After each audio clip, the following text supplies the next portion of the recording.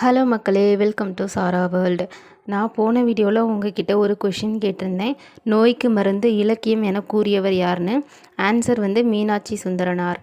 உங்களுக்கு இந்த மாதிரி கொஷின்ஸ் கேட்குறது பிடிச்சிருந்துச்சு அப்படின்னா கமெண்ட்ஸில் மறக்காமல் சொல்லுங்கள். இனி வர வீடியோவில் நம்ம இந்த மாதிரி கொஷின்ஸ் ஆட் பண்ணிக்கலாம். சரி வாங்க, இன்றைக்கி வீட்டுக்கு தேவையான காய்கறி அறுவடை தாங்க பார்க்க போகிறோம். ஃபஸ்ட்டு பார்த்திங்கன்னா, நம்ம வயலில் நிறைய தக்காளி செடிகள் வச்சுருந்தோங்க. வீட்டுக்கு தேவையான தக்காளி எல்லாத்தையும் அறுவடை பண்ணி எடுத்துக்கிட்டு இருந்தேங்க. நம்ம வீட்டு தோட்டத்தில் பார்த்திங்கன்னா நாட்டு தக்காளியும் இருந்துச்சு, பெங்களூர் தக்காளியும் இருந்துச்சுங்க.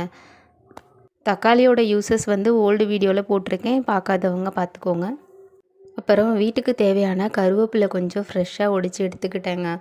அப்புறம் நம்ம வாழை மரம் பார்த்துருந்தீங்கன்னா தார் போட்டிருந்துச்சுங்க. அதில் பூ இருந்துச்சு, அதையும் நான் ஒடிச்சு எடுத்துக்கிட்டேங்க. வாழைப்பூலையுமே நிறைய சத்துக்கள் இருக்குங்க. வாழைப்பூவில் ஒரு சிம்பிளான பொரியலோ அல்லது வடையோ வச்சு சாப்பிட்டீங்க அப்படின்னா அவ்வளோ டேஸ்ட்டாக இருக்குங்க.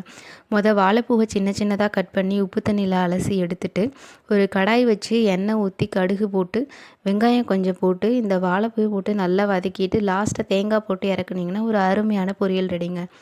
இப்போ நீங்கள் பார்த்துட்ருக்க இந்த தக்காளிகள் எல்லாம் நம்ம வயலில் அறுவடை பண்ணதுங்க. வீட்டுக்கு தேவையான தக்காளி எல்லாம் மொத்தமாக அறுவடை பண்ணி எடுத்துட்டேங்க. இப்போ நீங்கள் பார்த்துட்ருக்க இந்த ஒயிட் கலர் தக்காளி பார்த்திங்கன்னா பெங்களூர் தக்காளிங்க. இந்த மாதிரி ரெட் கலரில் இருக்குது இல்லைங்களா, அது எல்லாமே நாட்டு தக்காளிங்க. இதெல்லாம் 2 நாள்லேயே பழுத்துருங்க. ஆனால் அந்த தக்காளி பழுக்கிறதுக்கு எப்படியா இருந்தாலும் 1 வாரம் ஆகிருங்க. ஓகே மக்களே, உங்களுக்கு இந்த வீடியோ பிடிச்சிருக்குன்னு நினைக்கிறேன்.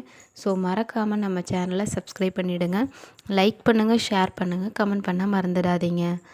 ஓகே மக்களே, நெக்ஸ்ட்டு ஒரு இன்ட்ரெஸ்டான வீடியோவில் உங்களை நான் பார்க்குறேன். பாய்.